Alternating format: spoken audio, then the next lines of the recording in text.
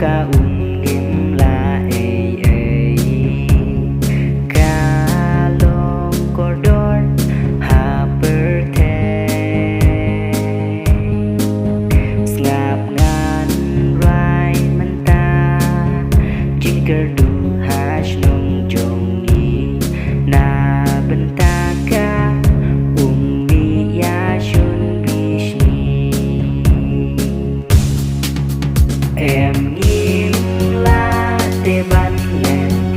pada marjan ya berten tang la mi le ayong per em janjar unting ya shen kiwaru la tendong dikisi la bunduna umba poi hayi om dap tang ban sheja hakine kisni ka umru la poi hayi man pa kawe kalong yi kidon kilong yi yo bun bat yo tang khen dian para marjan haban ya sam khen dian ho oi cash nong jong ni la hengim la ban pen biang en rei ka jingker pa jong ni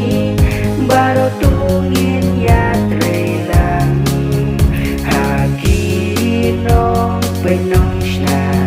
wat ai bangin le shilyang tu ben hak nang bangin lai na jing pen re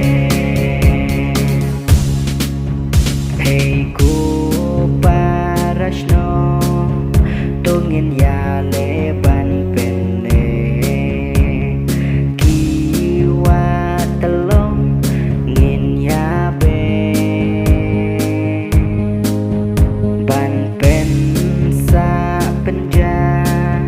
kashong hangi wei pa wei ngim bretija kriatu sumariaga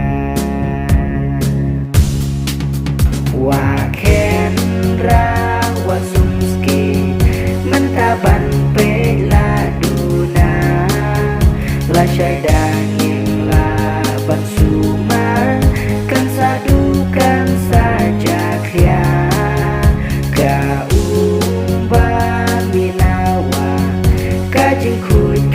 clear ni shen